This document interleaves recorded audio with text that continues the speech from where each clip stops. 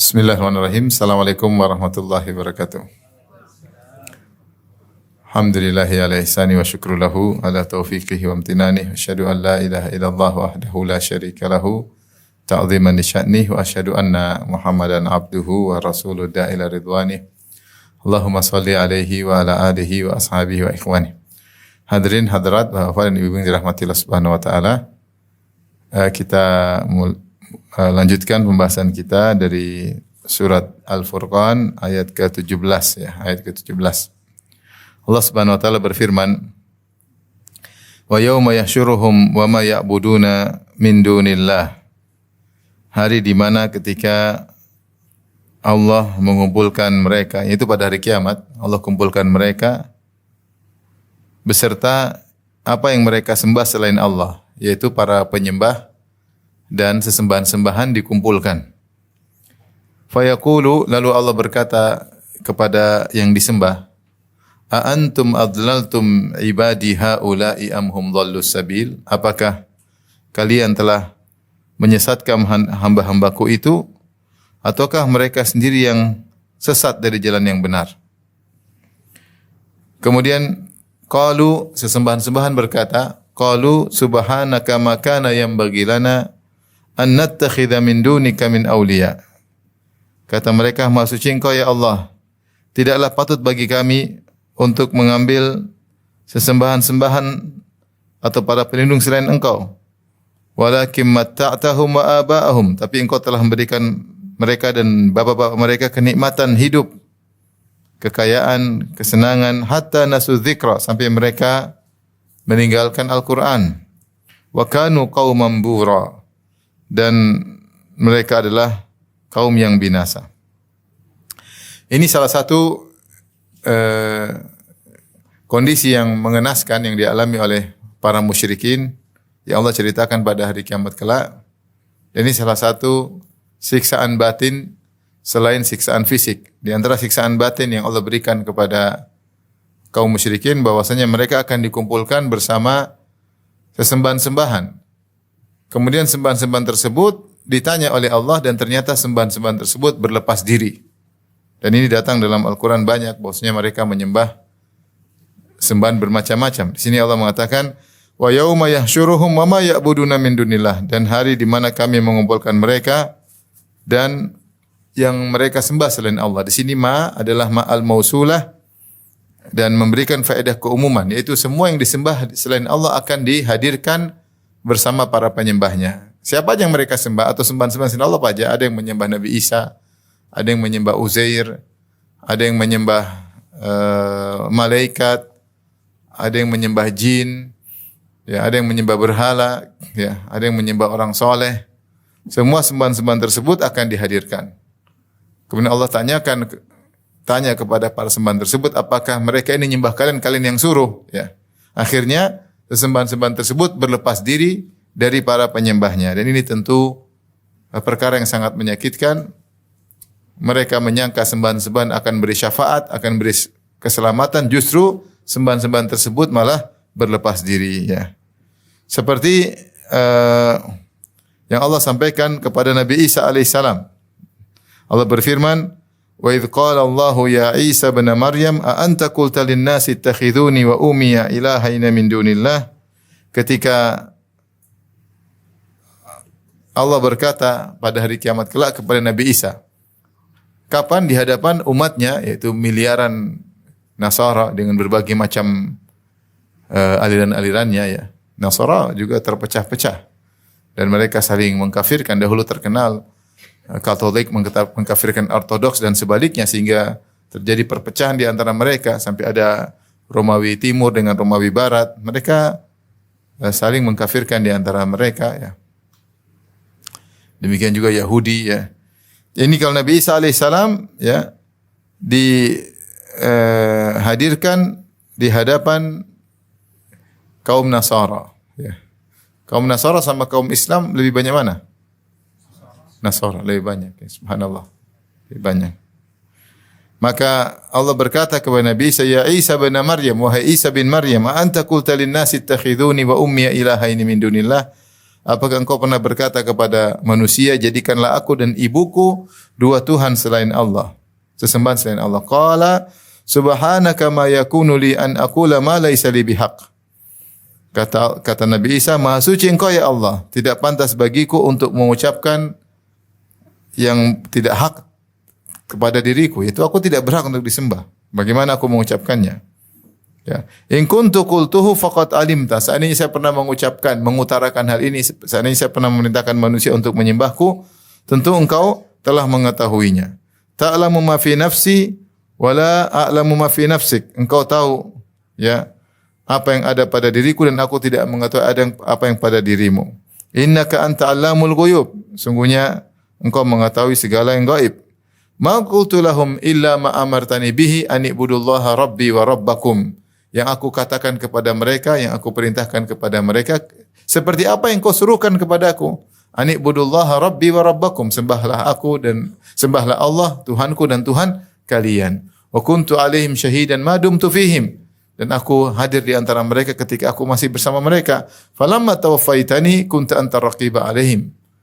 Ya, ketika engkau angkat aku, maka engkau yang mengawasi mereka.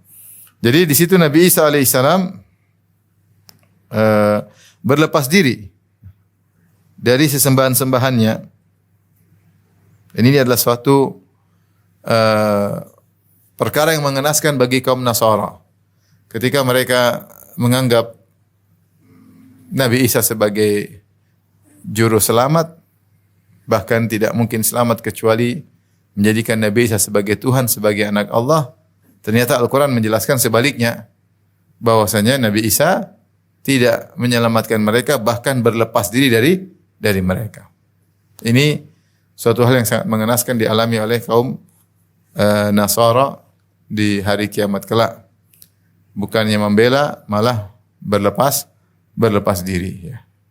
Karena Nabi Isa sama sekali tidak pernah menyuruh mereka untuk menyembah Nabi Isa alaihissalam. Kemudian juga ini contoh Nabi Isa berlepas diri. Seperti juga Allah hadirkan para malaikat di hadapan orang-orang yang menyembah malaikat. Dalam surat Saba kata Allah, wa yauma yahsyuruhum jami'an thumma yaqulul malaikati ahaula'i iyyakum kanu ya'budun. Hari di mana ketika Allah mengumpulkan mereka seluruhnya, lalu Allah berkata kepada para malaikat, ahaula'i iyyakum kanu ya'budun. Apakah mereka dulu menyembah kalian wahai para malaikat? Qalu subhanaka anta waliyuna min dunihim. Engkaulah Maha suci engkau ya Allah, engkaulah pelindung kami, bukan mereka. Bal kanu ya'budunal jinna. Mereka dahulu menyembah jin. Aktsaruhum bihim mu'minun. Kebanyakan mereka beriman kepada jin-jin. Yaitu banyak jin-jin yang ngaku-ngaku sebagai malaikat, menjelma mengaku sebagai malaikat, sehingga para penyembah jin, para penyembah syaitan menganggap mereka menyembah makhluk suci, makhluk putih, malaikat, padahal itu semua adalah apa? Syaitan. Maka malaikat berlepas diri pada hari tersebut. Dan Uzair pun akan ditanya, ya. Dan orang-orang soleh pun akan ditanya, ya. Dan semuanya berlepas diri. Taib. Ketika mereka ditanya, ya, maka sesembahan-sembahan tersebut berkata, maka ana yang bagi lana an nattakhidha min dunika min awliya. Tidak pantas bagi kami untuk mengambil penolong-penolong selain engkau. Dalam qiraah yang lain, qiraah Al-Quran, ada yang membaca, maka ana yang bagi lana an nuttakhadha. An nuttakhadha maksudnya min dunika min awliya, yaitu tidak pantas bagi kami untuk dijadikan penolong-penolong selain engkau. Itu kami tidak pantas disembah. Kami tidak pantas untuk disembah, tidak boleh untuk disembah. Ya. Dan kami yang qiraah yang pertama, an nattakhidha min dunika min awliya. Kami tidak pantas menjadikan penolong-penolong selain engkau. Kami tidak mungkin jadikan para penyembah-penyembah yang menyembah kami menjadi penolong kami. Yang menolong kami hanyalah engkau ya Allah, karena kami juga adalah hamba. Jadi ada dua qiraah. Qiraah maksudnya dalam Al-Quran terkadang dibaca begini, terkadang dibaca begitu. Makanya qiraah itu selalu Al-Quran ditulis dengan rasam Utsmani, yaitu tulisannya sesuai dengan yang ada di zaman Utsman bin Affan radhiyallahu anhu, yang tulisan tersebut dia tanpa harokat, sehingga terkadang dibaca begini, terkadang dibaca begitu, dan dua-duanya benar, dan masing-masing memiliki makna tersendiri. Maka seperti antum perhatikan nattakhidha itu dalam qiraah yang kita baca nattakhidha. Tapi dalam qiraah yang lain dibaca dengan nuttakhadha, ya. Nuttakhadha. Bahkan ini qiraah sebagian yang mayoritas baca dengan fathah nattakhidha, dan sebagian qurra membaca dengan dhamma nuttakhadha. Apa bedanya? Kalau nattakhidha dengan fathah yaitu maknanya tidak pantas bagi kami untuk mengambil. Tapi kalau nuttakhadha tidak pantas bagi kami untuk diambil. Kalau nattakhidha tidak pantas bagi kami untuk mengambil wali-wali, penolong-penolong selain Engkau ya Allah. Yaitu kami adalah juga para hamba. Masa kami mau minta pertolongan kepada penyembah-penyembah kami yang manusia-manusia? Kami ini hanya minta pertolongan dari siapa? Allah. Karena kami hamba juga butuh pertolongan. Tapi kalau dibaca nuttakhadha, maknanya kami tidak pantas untuk dijadikan sebagai penolong-penolong. Yang berhak untuk disembah hanyalah siapa? Allah Subhanahu wa taala. Kemudian para sembahan-sembahan tersebut menyebutkan di antara sebab orang-orang melakukan kesyirikan sehingga menyembah sesembahan-sembahan selain Allah karena kenyamanan hidup. Karena kenyamanan hidup. Kata mereka, walakin matta'tahum wa aba'ahum. Akan tetapi engkau telah memberikan kenikmatan kepada mereka dan kepada nenek moyang mereka, orang-orang tua mereka. Hatta nasu dzikra, sampai mereka lupa. Zikr sini ada yang menafsirkan adalah Al-Quran, yaitu sampai mereka melupakan Al-Quran. Wa kanu qauman bura, dan mereka adalah orang-orang yang celaka. Matta'tahum, yaitu mereka dapat kenikmatan, dan di antara sebab banyak orang yang kafir tidak mau bertauhid, tidak mau menyembah Allah karena kenyamanan, ya, karena kenyamanan. Sehingga ketika mereka diberi kenikmatan, mereka jadi sombong. Ketika mereka jadi sombong, mereka tidak mau nurut kepada Rasulullah yang dianggap hanyalah manusia biasa seperti mereka. Sebagaimana sudah kita sebut pada pertemuan kemarin, mereka mengatakan, "Mali hadzal rasul ya'kulu ta'am?" Rasul macam apa gini? Makan makanan, jalan di pasar, ya. Sehingga kenyamanan ini menjadikan mereka angkuh dan mereka akhirnya tidak mau beribadah kepada Allah Subhanahu wa taala, tidak mau bertauhid, dan justru mereka melakukan kesyirikan. Di sini nasu dzikra, nasya dari kata nasya bahasa Arab bisa dua makna, bisa artinya lupa, bisa artinya meninggalkan. Bisa artinya meninggalkan. Seperti dalam ayat ini maksudnya adalah meninggalkan. Hatta nasu dzikra, sampai mereka meninggalkan az-zikr. Az-zikr maksudnya Al-Quran. Inna nahnu nazzalna az-zikra. Itu kalau untuk orang-orang Quraisy, orang-orang musyrikin Arab, mereka dibuat nyaman, dibuat kaya sampai mereka meninggalkan Al-Quran. Ya. Adapun umat-umat sebelumnya tentu terkait dengan peringatan-peringatan yang diberikan oleh nabi-nabi mereka sebelumnya. Ya. Sehingga mereka meninggalkan Al-Quran karena sibuk dengan dunia, dengan kekayaan. Ini seperti firman Allah Subhanahu wa taala terkait dengan wa taj'aluna rizqakum annakum tukadzibun. Ya, dalam sebagian ayat Allah mengatakan wa taj'aluna rizqakum annakum tukadzibun. Kalian dikasih rezeki oleh Allah, justru rezeki tersebut dijadikan dalih untuk mendustakan Allah Subhanahu wa taala. Bukannya untuk bersyukur, tapi malah untuk melupakan Allah, meninggalkan Al-Quran. Maka ini peringatan bagi sebagian kita yang mungkin diberikan kenikmatan yang banyak, harusnya digunakan untuk ingat Allah, untuk menjalankan Al-Quran, bukan untuk meninggalkan Al-Quran. Tapi betapa sering sebagian kita ketika diberi kenikmatan justru lupa kepada Allah dan justru meninggalkan Allah atau meninggalkan Al-Quran. Dan ini telah berlalu juga bukan kepada mereka saja, tapi juga kepada nenek moyang mereka yang juga membangkang dan berpaling dari peringatan Allah Subhanahu wa taala. Wa kanu qauman bura. Kanu qauman bura, dan mereka adalah kaum yang celaka. Bura adalah jamak dari ba'ira. Ba'ira maksudnya halik ya, yaitu mereka adalah kaum yang binasa karena kesyirikan yang mereka lakukan. Maka ini terjadi di hari kiamat. Allah menyuruh yang disembah berbicara, kemudian Allah menimpali berkata kepada para penyembah. Setelah itu Allah berkata kepada para penyembah pada ayat ke-19. Kata Allah, "Faqad kadzdzabukum bima taqulun." Lihatlah ya. Mereka yang disembah, para sembahan-sembahan telah mendustakan kalian atas apa yang kalian lakukan, yang kalian katakan. Fama tastati'una sarfan wala nasra, maka kalian tidak bisa memalingkan azab dari kalian. Wala nasra, dan kalian tidak bisa menolong diri kalian.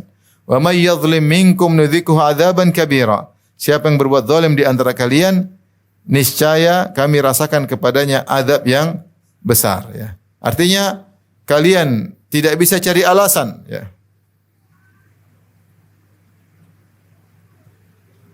Kalian tidak bisa cari alasan ya. Begini begitu. Kenapa kalian yang kalian sembah semuanya mendustakan kalian? Sehingga alasan kalian semua terbantahkan. Dengan demikian kalian tidak bisa menghindarkan diri dari azab. Tastati'una sarfan, fama tastati'una sarfan, itu kalian tidak bisa berpaling dari azab. Azab akan menimpa kalian. Wala nasran, dan kalian tidak bisa menolong diri kalian. Maka inilah dialog yang terjadi antara penyembah dan disembah. Kemudian Allah menimpali, Allah mengatakan hujah kalian kalah wahai para penyembah. Ya, karena mereka berhujah, mereka cari alasan. Ya. Kenapa? Karena yang disembah berlepas diri. Bosnya mereka sama sekali tidak pernah menyuruh kalian untuk menyembah mereka. Makanya Allah mengatakan faqad kadzdzabukum. Para sesembahan telah mendustakan para penyembah. Ujungnya apa? Kalian tidak bisa lolos dari azab dan kalian tidak bisa selamat. Setelah itu Allah berfirman, "Wa may yadhlim minkum nudzikuhu adzaban kabira." Siapa yang berbuat zalim di antara kalian, kami akan membuatnya merasakan azab yang besar. Sebenarnya mengatakan bahwasanya ini ayat kemudian umum. Jadi Allah turunkan ayat ini yaitu surat Al-Furqan, surat Makkiyah.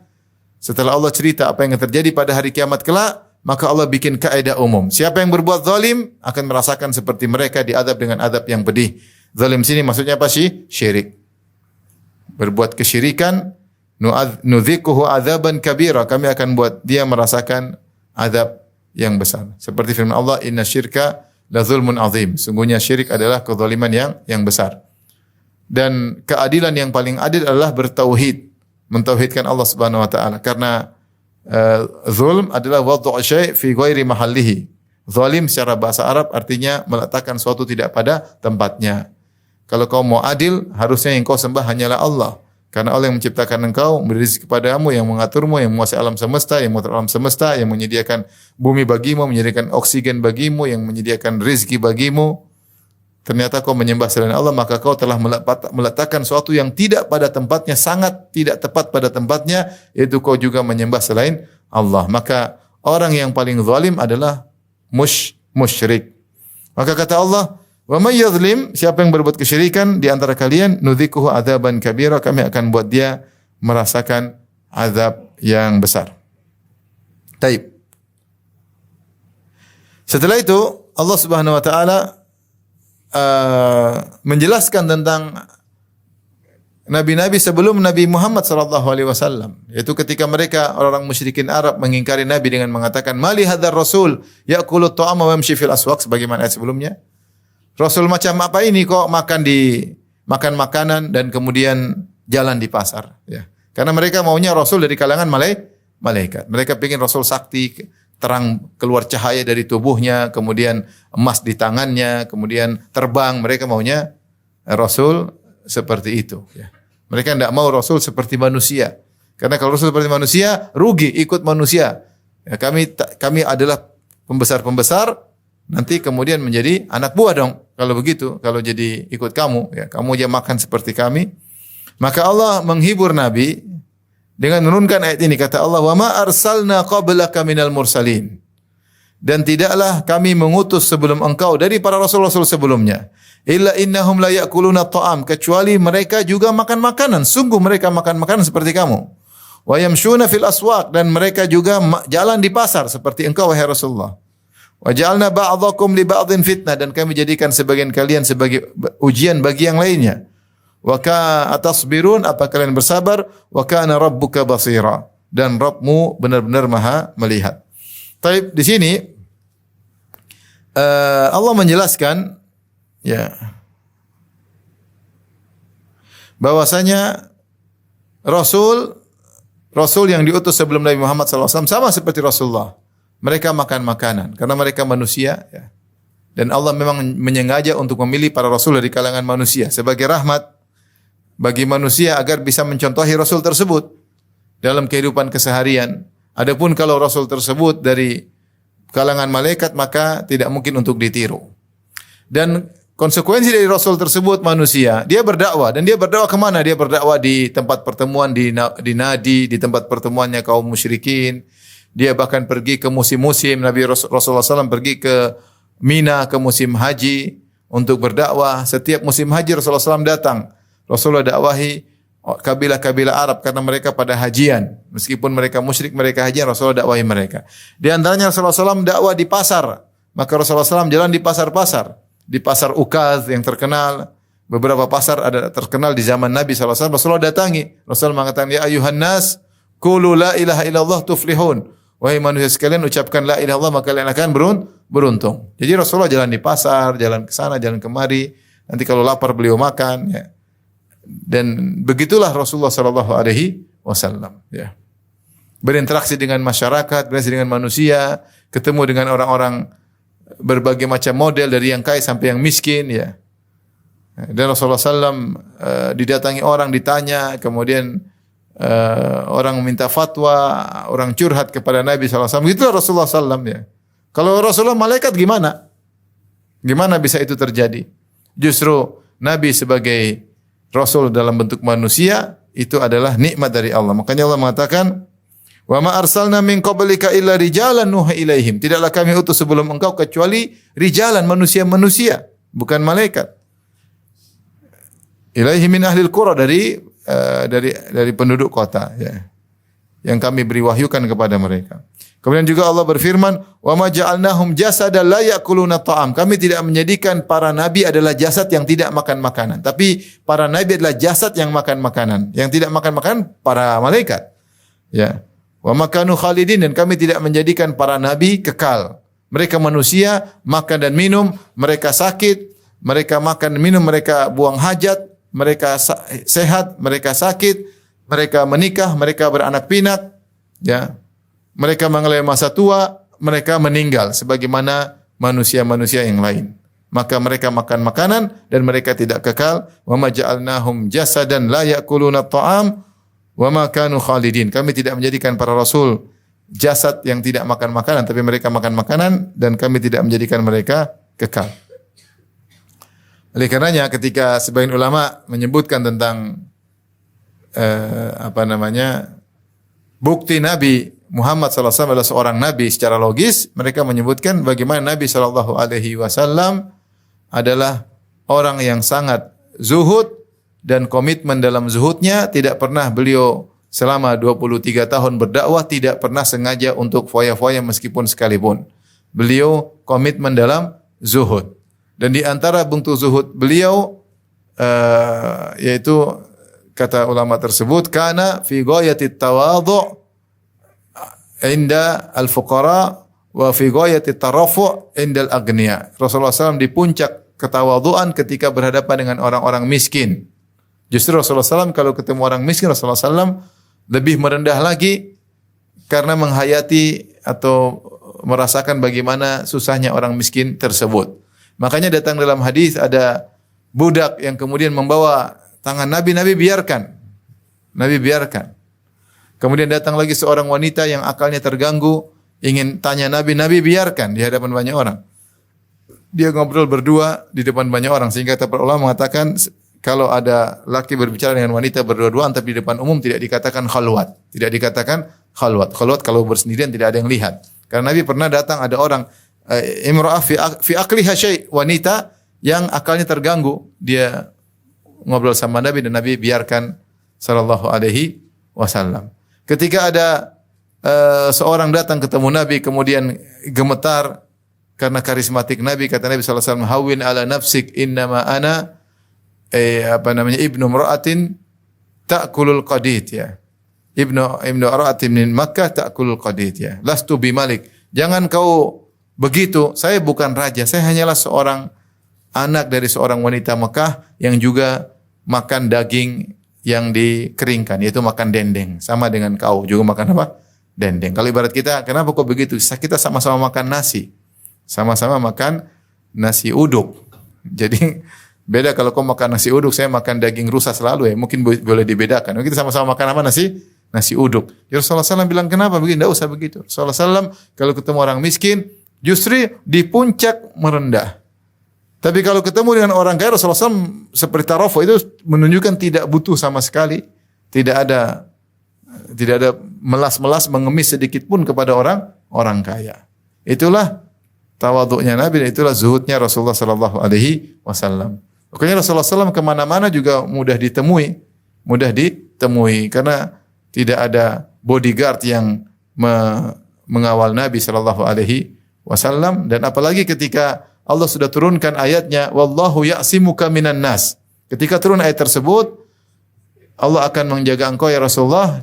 Maka Rasulullah ada sahabat-sahabat yang dekat Nabi, Rasulullah suruh pergi, saya tidak perlu. Karena Allah yang akan jaga langsung saya. Kata Rasulullah kalau di kemah terkadang ada yang menjaga karena namanya musim peperangan.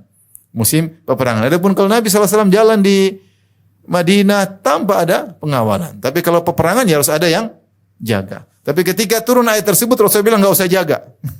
Karena yang jaga langsung siapa? Allah. Dalam musim perang pun Rasulullah tidak dijaga karena Allah sudah menjamin Allah akan menjaga sehingga Rasulullah tidak butuh dengan penjagaan manusia.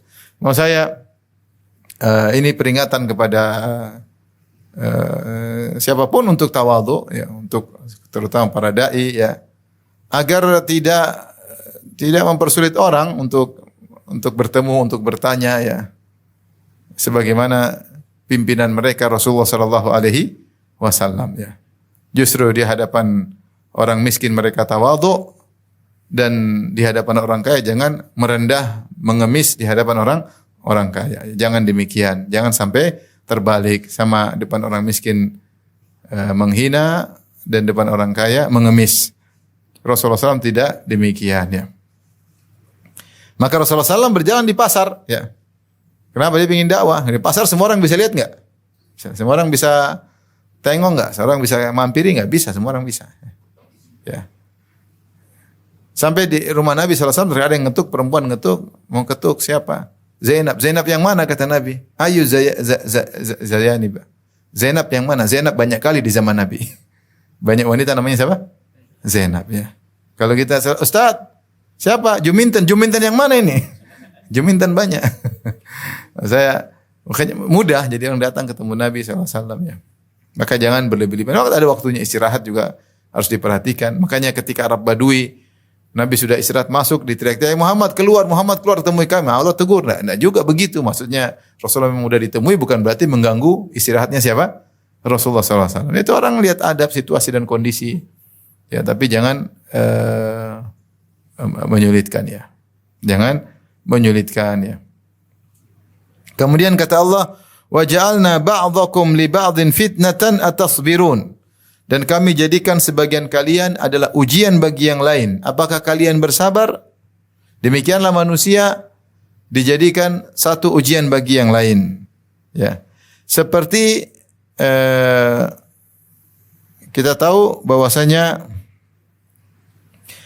para rasul adalah ujian bagi pengikutnya. Ya. Makanya dalam Sahih Muslim dari Iyad bin Himar, Rasulullah SAW bersabda, Yaqulullah, Allah berfirman dalam hadis qudsi, "Inni mubtalika wa mubtalin bika." Sungguh aku akan mengujimu wahai Rasulullah dan aku akan menjadikan engkau sebagai bahan ujian bagi umatmu. Jadi Allah akan menguji Nabi dengan berbagai macam ujian, ya. Dan setiap nabi akan diuji. Wa fatannaka futuna, kata Allah tentang Nabi Musa, kami mengujimu dengan berbagai macam ujian. Namanya Nabi semakin tinggi imannya, semakin banyak ujian. Tetapi engkau akan diuji, kata Allah, aku akan mengujimu, dan engkau juga abtali bika, dan aku juga menguji orang dengan engkau. Yaitu orang-orang diuji apakah beriman kepada Muhammad atau tidak, taat kepada Muhammad atau tidak. Di antara ujian Nabi dijadikan bahan ujian adalah ketika di alam barzah. Orang akan ditanya, "Waman nabiyyuk?" Siapa nabimu? Jadi Rasulullah adalah bahan ujian bagi orang lain. Di antaranya Rasulullah SAW adalah ujian bagi seluruh umat manusia. Apakah beriman atau tidak? Di zaman Nabi adalah ujian bagi ahlul kitab, Yahudi dan Nasara. Apakah mereka beriman kepada Nabi SAW? Nabi adalah ujian bagi orang-orang Quraisy yang kaya-kaya. Ya, apakah mereka mau menghilangkan ego mereka untuk beriman kepada Nabi SAW? Ini ujian. Nabi jadi ujian bagi mereka. Dan Nabi akan menjadi ujian sampai hari kiamat. Apakah orang beriman dengan sosok Nabi yang luar biasa, yang sempurna? Mereka beriman atau tidak? Akan jadi bahan ujian. Dan orang akan ditanya, man nabiyyuk? Siapa nabimu? Jadi Nabi diuji oleh Allah dengan berbagai macam ujian. Dan Allah juga menjadikan Nabi sebagai bahan ujian. Demikian juga orang-orang kaya dijadikan ujian bagi orang-orang miskin. Orang miskin ketika melihat orang kaya teruji. Apakah mereka sabar atau tidak? Mereka hasad atau tidak? Melihat sebagian orang kaya raya. Melihat sebagian orang kaya raya. Makanya saya bacakan tafsir Sa'di tentang ayat ini. Ya. Kata beliau, rahimahullahu ta'ala, ya. Ar-Rasul fitnatun lil mursal ilaihim. Rasul adalah fitnah, ujian bagi yang diutus, kaum yang diutus Rasul kepada mereka. Yang mereka diuji beriman atau tidak. Wa ikhtibarul muti'in minal 'asin. Ya. War Rasul fitnahum atau fatannahum bida'watil khalq. Kemudian wal ghani fitnatun lil faqir. Orang kaya adalah fitnah bagi miskin. Si miskin sabar enggak kalau lihat orang kaya? Hasad atau tidak? Ujian, ya. Karena tidak semua orang sederajat. Ada yang kaya, ada yang miskin. Nah, kalau kebetulan sebagian kita ditakdirkan miskin, maka ujian kita adalah orang kaya. Maka apalagi main sama orang kaya. Diuji. Apalagi orang kayanya pelit, semakin ujian semakin besar. Tidak peka dan tidak ada perasaan. Sebaliknya, wal fakir fitnatun lil ghani. Orang miskin adalah fitnah bagi sang kaya. Kenapa? Sang kaya itu sombong atau tidak? Memperhatikan atau tidak? Cuek atau tidak? Merendahkan atau tidak? Apakah menginfakkan sebagian hartanya kepada si miskin atau tidak? Maka si miskin adalah fitnah bagi si kaya. Wa hakadha sairu asnafil khalq fi hadhihi daril fitani wal ibtila wal ikhtibar. Dan demikianlah berbagai macam model manusia, mereka saling fitnah satu dengan yang lainnya karena kita semua hidup di negeri fitnah.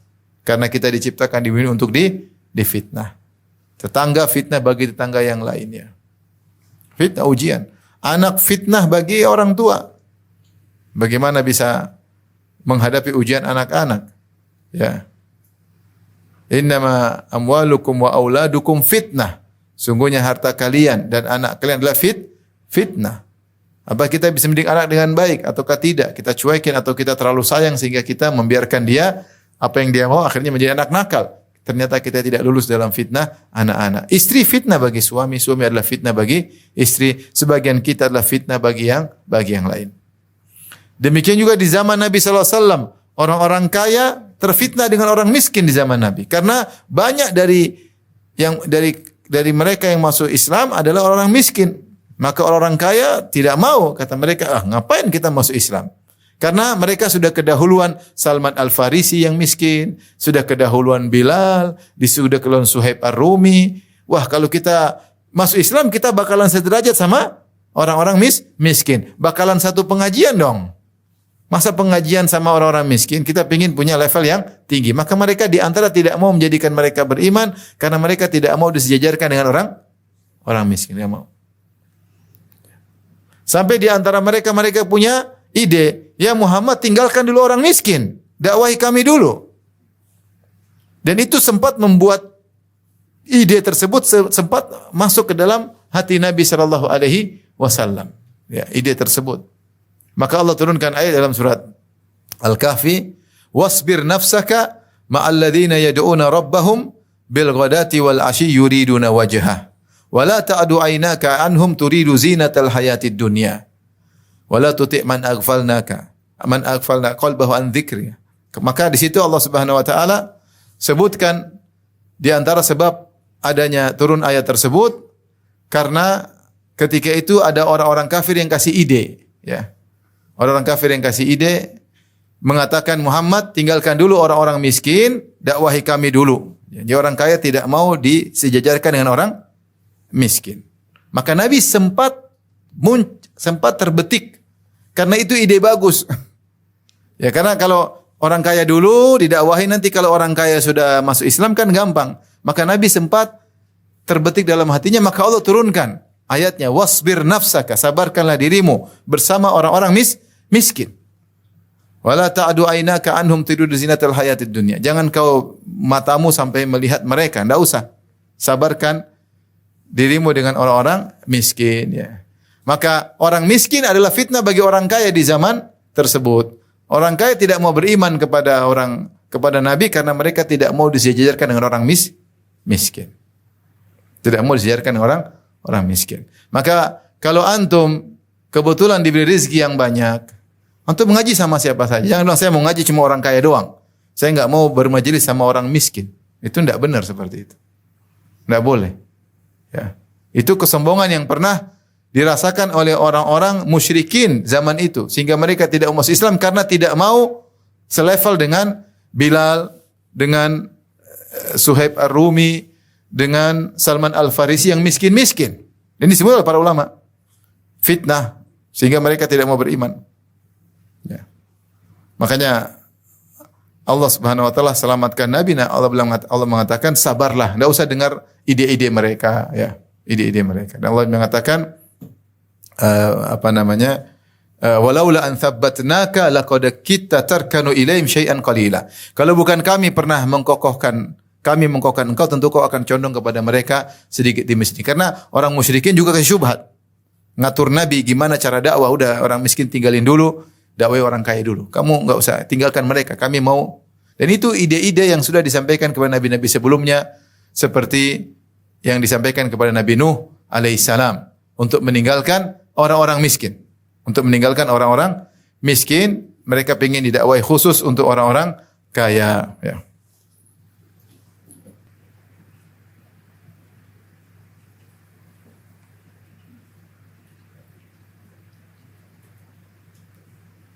Allah sebutkan tentang perkataan Nabi Nuh dalam surat Hud ayat 29. Kata Nabi Nuh alaihissalam, karena kaumnya punya ide, ya, agar Nabi Nuh tinggalin orang kaya, tinggalin orang miskin, sama orang kaya aja. Wa ya qaumi la as'alukum alaihi mala. Wahai kaumku, aku berdakwah tidak minta harta kepada kalian. In ajriya illa 'ala Allah. Sungguhnya pahalaku di sisi siapa? Allah. Wa ma ana bitaridil ladzina amanu. Aku tidak mungkin mengusir orang-orang beriman yang miskin-miskin. Innahum mulaqu rabbihim. Mereka akan bertemu dengan Rabb mereka. Walakinni arakum qauman tajhalun. Akan tapi aku memandang kalian orang-orang jahil, wahai orang-orang kaya. Jadi orang-orang kaya punya ide, tinggalin orang miskin kalau kami mau beriman. Nabi Nuh bilang enggak. Gimana saya mau ngusir mereka? Kalian yang bodoh. Kemudian Nabi Nuh berkata, "Wa ya qaumi man yansuruni minallahi in tarattuhum." Wahai kaumku, siapa yang bisa menolong aku kalau aku tolak ini orang-orang miskin? Jadi ide bahwasanya terpisah antara kaya dan miskin itu bukan ide baru. Itu sejak zaman para nabi, zaman Nabi Nuh, Nabi Muhammad SAW juga demikian. Orang-orang kafir Quraisy punya ide, tinggalkan miskin yang kaya-kaya dulu. Nabi ikut atau tidak? Tidak, Allah tegur. Allah kokohkan hati Nabi. Maka jangan sampai kita punya ide mau pengajian yang kaya-kaya aja. Jangan.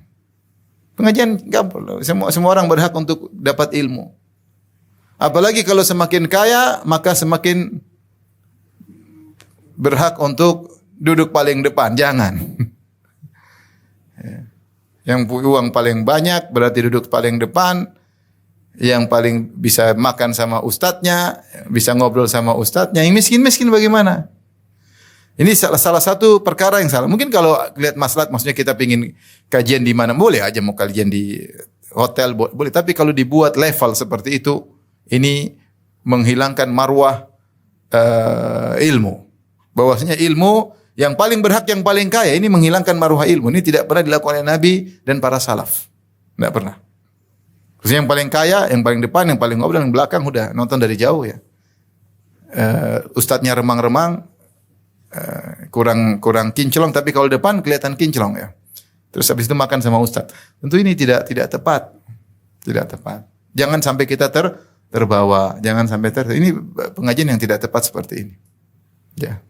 Ini ide memisahkan orang kaya orang miskin, idenya siapa? Lihat zaman dulu. Sejak kaum Nabi Nuh, kaum Nabi Quraisy yang Muhammad SAW juga demikian. Oleh karenanya orang kata Allah waja'alna ba'dakum li ba'din fitnatan atasbirun. Kami jadikan sebagian kalian adalah ujian bagi yang lain, apa kalian bersabar. Maka saya katakan tadi, kata Syekh Sa'di rahimahullah taala, orang kaya ujian bagi si miskin. Miskin sabar, jangan sampai dia hasad, jangan sampai dia dengki, hendaknya dia qanaah. Dia tahu bahwasanya kebahagiaan bukan pada harta. Bisa jadi orang kaya tidak lebih bahagia daripada orang miskin. Kelihatan orang kaya bahagia, ternyata belum tentu bahagia. Belum tentu bahagia ya. Belum tentu bahagia. Oleh karena tadi saya baca ada seperti tulisan dakwah. Sebagian wanita kelihatannya kalau dari pandangan kita tidak bahagia ya. Ternyata mereka bahagia di sisi Allah Subhanahu wa taala. Contoh misalnya Asia, suaminya Fir'aun. Kelihatannya tidak, ternyata dia bahagia. Maryam kelihatannya tidak bahagia karena tidak punya suami. Ternyata dia bahagia. Ya. Aisyah kelihatannya tidak bahagia, tidak punya anak. Ternyata dia wanita sangat bahagia. Jadi maksudnya terkadang dunia itu kelihatan bahagia, belum tentu. Belum tentu orang yang punya dunia lebih bahagia daripada yang tidak punya dunia. Bahkan terkadang dunia bisa mengazab, menyiksa pemilik dunia tersebut. Seperti firman Allah terhadap orang munafik, "Fala tu'jibuka amwaluhum wala auladuhum innama yuridullahu liyu'adzibahum biha fil hayatid dunya." Janganlah harta mereka membuat engkau takjub dan anak-anak mereka membuat engkau takjub. Sungguhnya Allah ingin mengazab mereka dengan harta dan anak-anak mereka. Jadi ada orang terazab dengan hartanya. Sibuk mikirin harta, pusing mikirin harta, khawatir dikejar-kejar pajak, pusing atau tidak? Pusing. Belum lagi takut dicuri, kalau nilai saham turun dia gelisah. Dolar naik dia pun pusing ya. Kalau nggak punya uang apa yang pusing? Jadi jangan kalau lihat orang kita depan kita kaya, teman dekat kita kaya, kemudian kita tidak sabar. Sabarlah. Kebahagiaan bisa diraih oleh siapa saja. Allah Maha Adil. Yang penting beriman, beramal soleh. Sebaliknya orang kaya diuji orang miskin. Jangan sombong, jangan angkuh, tidak mau duduk bersama ya. Dan juga jangan bikin style hidup selalu tinggi, enggak ya. Makanya sebagian salaf dahulu, meskipun mereka punya uang berlebihan, mereka terkadang panggil orang miskin untuk makan bareng bersama mereka. Untuk menghilangkan gap, untuk menghilangkan kesombongan dan keangkuhan. Meskipun kita punya uang banyak, tidak harus berarti kita harus selalu mewah-mewah. Terkadang kita yang sederhana. Rasulullah mengatakan al-badadzatu minal iman. Kesederhanaan bagian daripada iman. Kita punya baju bagus, yang baju kurang bagus pakai yang kurang bagus sekali-sekali. Terkadang Rasulullah SAW jalan tidak pakai sendal. Ya. Karena kalau kita selalu necis keren, kadang-kadang kita terbawa dengan style hidup sehingga tanpa terasa kita duniawi, Maka sekali-sekali kita jalan tidak pakai sendal, sekali-sekali kita pakai baju biasa-biasa, sekali-sekali kalau kita punya uang banyak duduk di kelas ekonomi paling belakang. Kan kata orang kalau kita naik pesawat paling belakang, yang sampai depan atau di belakang di luar? Di belakang dulu. Karena pesawat mendarat bawa dulu kan. Yang bisnis sampai belakangan meskipun turun di luar. Maksudnya itulah fitnah. Seorang difitnah, anaknya fitnah baginya, ayah fitnah bagi anaknya, sebagian anak orang tuanya fitnah bagi dia. Orang tuanya begini, nuntut, tidak pernah berhenti. Orang tuanya tidak pengertian, orang tua menghina dia, dia sudah memberikan apa yang dia mampu, masih dihina karena pemberiannya kurang. Ada orang tua fitnah bagi anak, ada anak fitnah bagi orang tua. Ada guru fitnah bagi murid, ada murid fitnah bagi guru. Wa ja'alna ba'dakum li ba'dhin fitnatan atasbirun. Apakah kalian bersabar? Wa kana rabbuka basira, dan Allah Maha melihat. Yaitu dalam kesabaran kalian yakinlah Allah Maha melihat, sehingga argo pahala jalan terus karena Allah Subhanahu wa taala melihat kita. Kita diuji, kita sabar, kita dapat pahala.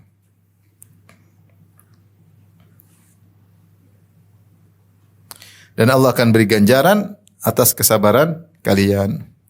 Tapi kita lanjutkan ayat berikutnya. Ayat ke-21 surat Al-Furqan, wa qala alladziina la yarjuna liqa'ana laula unzila alaina al-malaikatu aw nara rabbana. Berkata orang-orang yang tidak berharap pertemuan dengan kami, yaitu yang tidak percaya dengan hari kiamat dan bahkan tidak mau untuk bertemu dengan hari kiamat. Laula unzila alainal malaika, seandainya diturunkan kepada kami malaikat, jangan manusia seperti Muhammad. Au nara rabbana, atau kami langsung lihat Allah. Laqad istakbaru fi anfusihim, dan sungguh mereka telah sombong dengan sesombong-sombongnya dalam diri mereka, wa atau utuwan kabira, dan mereka telah melakukan perbuatan yang sangat melampaui batas. Tapi di sini Allah mengatakan wa qala alladziina la yarjuna, ada yang mengatakan makna secara bahasa, dan berkata orang-orang yang tidak berharap pertemuan dengan kami, itu tidak pengin adanya hisab, tidak pengin adanya hari kebangkitan. Dalam ayat yang innahum kanu la yarjuna hisaba, sungguhnya mereka tidak berharap untuk dihisab. Ini saya selalu sampaikan, ini peringatan bahwasanya di antara sebab orang-orang musyrikin tidak mau dihisab, ya, tidak mau ada hari kiamat, dan mereka tidak beriman hari kiamat karena mereka tidak mau dihisab, karena mereka tahu mereka kurang ajar, karena mereka tenggelam dalam kemaksiatan, mereka berzina, mereka minum khamar, mereka berjudi, mereka bunuh sana bunuh sini, mereka berbuat kezaliman, apalagi yang orang kaya maka sombong. Mereka tahu kalau mereka dihisab akan kesulitan, mereka akan terhalangi dari melakukan banyak perbuatan kesenangan yang mereka lakukan. Nanti kalau kita sedikit-sedikit dihisab, sedikit-sedikit dihisab, makanya mereka enggak percaya dengan hisab. Ya. Saya sering sampaikan juga, ini sebab kenapa muncul ateis. Sebagian ateis, orang ateis tidak mau beriman adanya Tuhan supaya mereka ketika bermaksiat mereka lega. Tapi kalau mereka masih percaya ada Tuhan, maksiat, aduh nanti gimana? Ada Tuhan yang lihat. Supaya ketika maksiat hati plong, ya sudah, bilang aja Tuhan tidak ada. Sama ketika mereka supaya hati plong ketika melakukan maksiat, kemaksiatan, kemungkaran, sudah jangan bilang ada hari kebangkitan. Kalau kita bilang ada hari kebangkitan, gelisah. Maka mereka tidak berharap bertemu dengan Allah. Dan mereka menantang kepada Rasulullah, kata mereka, laula unzila alainal malaikah. Coba kalau memang ada hari kiamat, turunkan kepada kami malaikat, ya. Kata mereka, maksudnya jangan seorang rasul dari manusia, tetapi rasul tersebut adalah dari kalangan malaikat, ya.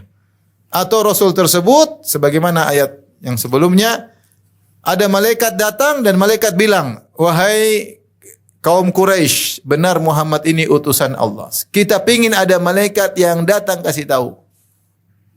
Sehingga kami percaya Muhammad itu ada, dan Muhammad adalah utusan Allah, dan kami percaya adanya hari kiamat.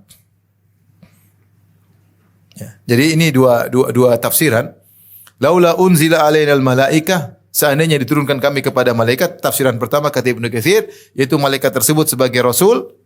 Kami tidak mau rasul dari kalangan manusia, karena kalau Muhammad rasul, kami jadi pengikut Muhammad. Oh enggak lah. Apalagi orang Quraisy gengsi, mereka saling bersaing dalam masalah nasab, dan mereka hobi bersaing dalam masalah nasab, mencela nasab yang lain. Lah, kalau saya Abu Jahal kata Abu Jahal dari mana? Dari Bani Makhzum. Kalau Abu Jahal beriman kepada Muhammad, berarti Bani Makhzum tunduk kepada Bani Hashim. Oh enggak. Kalau gitu jangan manusia dong, malaikat. Kalau malaikat sudahlah, memang kita levelnya beda. Ini tafsiran pertama. Turunkan kepada kami rasul dari kalangan apa? Malaikat. Tafsiran kedua kata Ibnu Katsir, maksudnya turunkan malaikat yang menjadi saksi mengatakan benar Muhammad utusan Allah. Kalau ada malaikat seperti itu kami beriman. Atau lebih daripada itu, au nara rabbana. Datangkan Allah, kami lihat, kami pingin nanya langsung.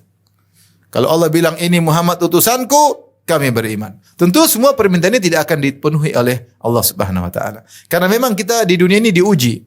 Kalau malaikat datang sudah enggak ada ujian, semua orang beriman. Dan di antara ciri orang beriman alladzina yu'minuna bil ghaib, yang beriman kepada yang gaib. Kalau Allah datang selesai urusan.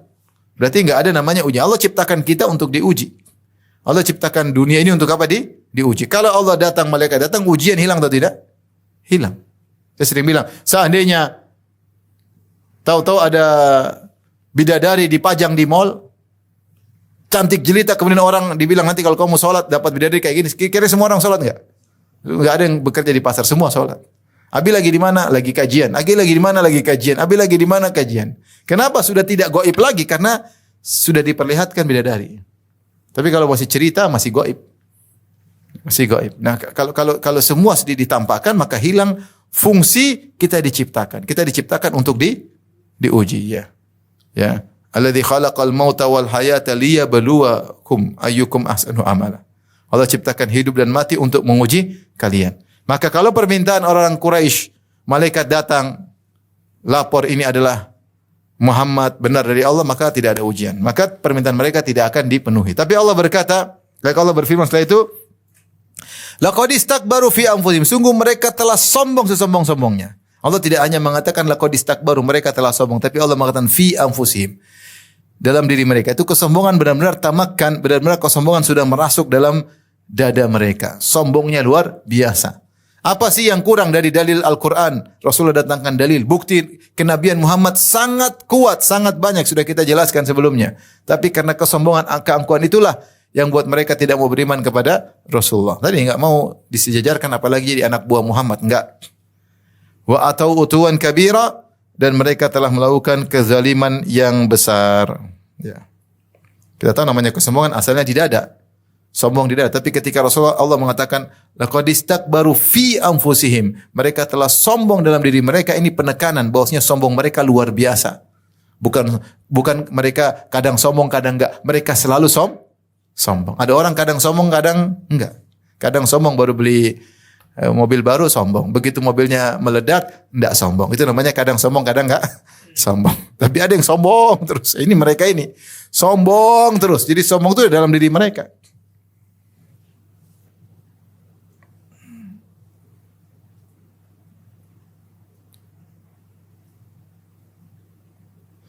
Kemudian Allah berfirman, kalian akan melihat malaikat tapi ada waktunya. Kata Allah, yauma yarawnal malaikata la busyra yauma idzil lil mujrimin wa yaquluna hijran mahjura. Hari di mana mereka akan melihat malaikat, maka ketika itu tidak ada kabar gembira bagi mereka. Jadi orang-orang kafir ini lihat malaikat, tapi kalau lihat malaikat pasti mereka binasa.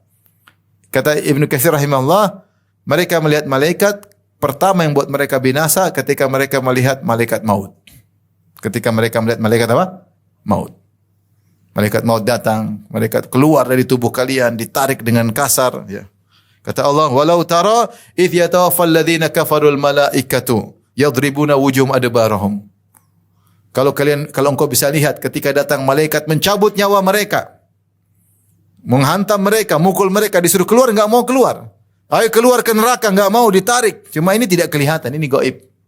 Jadi kata Allah, kalian minta ingin malaikat, ada waktunya nanti. Lihat malaikat. Kapan? Ketika akan meninggal dunia. Maka datang malaikat mengerikan. Kata malaikat, akhriju anfusakum. Al-yawma tujzauna azabal huni bima kuntum taqulun Allahi ghairal haq.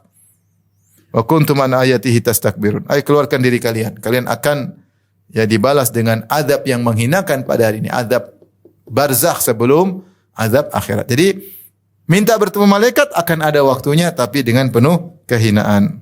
Adapun orang yang beriman maka ketika ketemu malaikat mereka bahagia. Innal ladzina qalu rabbuna Allahu tsumma istaqamu tatanazzalu alaihimul malaikatu alla takhafu wa la tahzanu wa abshiru bil jannati allati kuntum tu'adun. Kalau mereka meninggal malaikat datang, tapi ini gaib. Yang hadir tidak bisa melihat, tapi yang mau mati melihat. Maka malaikat datang kasih kabar gembira, kau akan masuk surga. Maka dia akan bahagia, tidak ada ketakutan. Ya. Kata Allah, falaula idza balagatil hulqum wa antum hina idzin tanzurun wa nahnu aqrabu ilaihi minkum walakin la tubsirun.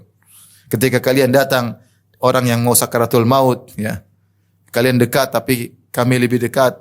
namun kalian tidak bisa melihat. Itu malaikat maksudnya. Malaikat datang tapi orang tidak melihat. Taib. Demikian juga ketika hari kiamat kelak, orang-orang kafirin akan melihat, tapi malaikat yang mengerikan, yang zabaniyah, yang menggeret mereka, yang mendorong mereka. Ya. Yauma yud'auna ila nari jahannam da'a. Hari di mana mereka didorong oleh malaikat menuju neraka. Mereka enggak mau disuruh neraka, enggak mau didorong keras. Digeret, tarik wajah mereka, lemparkan dalam neraka. Kalau ketemu malaikat ngeri. Apa malaikat neraka jahannam? Ya. Alaiha malaikatun ghiladun syidad. Di neraka jahannam malaikat yang keras-keras dan kasar-kasar. Ghilad, syidad. Ghilad itu omongannya kasar, tidak ada kata kasihan sama sekali. Syidad, keras, sikapnya keras, ngomongannya kasar. Ya. Jadi dibentak-bentak, dihina-hina, direndahkan. Jadi mereka mengatakan kami ingin lihat malaikat, ada waktunya. Tapi kalau kalian melihat malaikat, la busyra yauma idzin, tidak ada kesenangan, tidak ada gembira pada hari tersebut. Wa yaquluna hijran mahjura. Maka mereka berkata, hijrah mahjurah maksudnya batasi. Hijran maksudnya pembatas. Makanya hijr yang ada yang orang bilang hijr Ismail, sebenarnya bukan hijr Ismail, namanya cuma hijr. Karena hijr artinya pembatas. Maksudnya kalau kamu tawaf, jangan sampai masuk dalam pembatas tersebut. Karena hijr itu masih bagian dari Ka'bah. Kalau mau tawaf harus dibalik daripada hijr. Tapi orang namakan hijr Ismail, disangka Ismail dikubur di situ. Satunya disebut makom Ibrahim, disangka Ibrahim dikubur di situ. Padahal makom itu tempat berdiri. Hijr maksudnya pembatas. Ya, itu namanya hijr. Pembatas ya. Pembatas ya. Dan di sini mereka berkata hijran mahjura, yaitu batas yang terbataskan. Ini ada dua pendapat di kalangan para tafsir yang mengatakan orang-orang tersebut kalau ketemu malaikat mereka bilang halangi kami dari malaikat karena malaikat akan menyiksa mereka. Halangi. Hijran mahjura maksudnya halangi kami dari malaikat karena malaikat ingin menyiksa mereka. Ini tafsiran pertama. Tafsiran kedua, malaikat bilang hijran mahjura, kalian akan terhalang dari kasih sayang Allah. Kalian akan terhalang dari rahmat Allah. Kalian akan benar-benar masuk neraka jahanam. Ini mereka ada diartikan malaikat, mereka ada dikatakan musyrikin. Kalau maksudnya musyrikin, mereka bilang hijran mahjura itu ya halangi kami dari malaikat yang ingin menghadap kami. Kalau malaikat yang mengatakan hijran mahjura, kalian benar-benar terhalangi dari rahmat Allah Subhanahu wa taala. Setelah berfirman, "Wa qadimna ila ma amilu min amalin faja'alnahu haba'an mansura." Maka kami datangi kepada, jadi qadimna maksudnya kami datangi. Allah tidak mengatakan amatna ila atau amitna ila. Kalau amitna itu kami bertujuan. Qadimna itu lebih kuat daripada sekedar kami bertujuan. Itu kalau bahasa kita kami datangi. Jadi Allah benar-benar menyengaja menuju kepada amal perbuatan mereka. Artinya apa ini dalil bahwasanya orang-orang musyrikin amal perbuatannya diperlihatkan. Jangan orang musyrikin, orang-orang yang riya pun diperlihatkan. Rasulullah SAW bersabda, man yura'illahu bih wa man sama Allah bih. Siapa yang di dunia beramal soleh supaya terkenal, supaya disebut-sebut orang, atau dia nyebut-nyebut amal dia supaya dia sebut-sebut supaya dianggap oleh manusia. Siapa yang perlihatkan amalnya supaya dipuji-puji oleh manusia, pada hari kiamat kelak amalnya akan diperlihatkan. Salah satu tafsir disebut Ibnu Hajar. Amalnya diperlihatkan, setelah dia lihat, dia senang, tahu-tahu Allah hancurkan amalan tersebut. Ya. Sama seperti orang yang melakukan kezaliman, yang ghibah, yang namimah, yang bunuh orang, Allah datangkan pahala solatnya, Allah datangkan pahala zakatnya, dia lihat amalan tersebut, tahu-tahu Allah bagi-bagi kepada orang-orang yang dia zalimi. Nah, orang musyrikin juga, mereka ketika melakukan amal, mungkin mereka berbuat baik, Allah tampakkan amal-amal tersebut. Mereka sudah senang, kata Allah, faja'alnahu haba'an mansura. Kami jadikan amal tersebut hancur selebur-leburnya seperti haba. Haba itu apa? Haba itu ada yang mengatakan cahaya yang masuk di kuah. Kuah itu apa? Kuah itu kalau orang Arab dulu tembok dikasih lobang. Itu namanya apa? Laci di tembok. Tapi dari tembok langsung tempat taruh barang-barang. Namanya apa? Kuah. Terkadang mereka taruh lampu di situ sehingga cahayanya terfokuskan. Itu namanya kuah. Nah, terkadang di kuah tersebut kemasukan cahaya matahari, lihat partikel kecil itu yang lebih halus daripada debu, itu namanya haba. kemudian tersebar-sebar, tidak terfokus, tersebar. Maka kalau bahasa kita, Allah datang kepada amal-amal pahala mereka yang Allah tampakkan, lalu Allah hancurkan seperti debu yang berterbangan yang tidak ada nilainya, menunjukkan amalan mereka semuanya sia-sia. Kata Allah, "Wa ma mana'ahum an tuqbala minhum nafaqatuhum illa annahum kafaru billahi wa bi rasulih wa la ya'tuna salata illa wa hum kusala wa la yunfiquna illa wa hum karihun." Kata Allah Subhanahu wa taala, kami tidak menghalangi diterimanya amalan mereka kecuali karena mereka kafir kepada Allah dan Rasulnya. Maka sebenarnya amal mereka itu ada, tapi karena mereka syirik, maka Allah hancurkan pada hari kiamat. Kata Allah, ayat terakhir kita bahas, Ashabul jannati yawma idzin khairum mustaqarra wa ahsanu maqila. Maka penghuni surga pada hari tersebut lebih baik tempat tinggalnya dan lebih indah tempat istirahatnya. Baik, ini adalah ejekan, tahakkum kalau istilah ahli tafsir. Karena dibilang penghuni surga lebih baik tempatnya, maksudnya daripada penghuni neraka. Padahal penghuni neraka tidak ada baiknya sama sekali. Tapi ini ngejek, ya. Maksudnya seperti Allahu khairun amma yusyrikun. Apakah lebih baik daripada lebih baik daripada sembahan selain Allah? Tentu sembahan selain Allah tidak ada kebaikannya. Cuma ini isim tafdhil, tapi dikatakan lebih baik, tapi yang satunya tidak ada kebaikannya sama sekali. Ini dalam bahasa Arab boleh, ya. Terutama dalam kondisi menghina, ya. Penghuni surga lebih baik tempat tinggalnya. Apakah penghuni neraka ada kebaikannya? Enggak ada. Mau dibakar apa ada baiknya? Cuma ngejek. Penghuni surga lebih baik tempat tinggalnya dan lebih indah tempat istirahatnya. Ini ditafsir oleh Ibnu Katsir dengan tafsiran indah. Maknanya, si riwayatnya banyak. Intinya, orang mukmin itu hari kiamat akan semua manusia dihadirkan pada hari kiamat di padang mahsyar untuk dihisab. Orang-orang mukmin mereka dihisab cepat. Sehingga mereka langsung masuk surga sementara orang lain masih dihisab. Mereka mengatakan ahsanu maqilan itu istirahat di waktu duha. Jadi mereka dihisab sebentar, sampai satu hari ketika itu 50.000 tahun. Tapi orang beriman dihisab sebentar, seakan-akan dari pagi sampai duha sudah selesai, kemudian mereka sudah masuk surga, yang lain masih lanjut. Hisab panjang. Hisab panjang, tapi orang beriman akan dicepatkan apa? Hisabnya. Makanya di antara doa Nabi sallallahu alaihi wasallam, hasibni hisaban yasira. Ya Allah, hisablah aku dengan hisab yang ringan. Hisab yang ringan.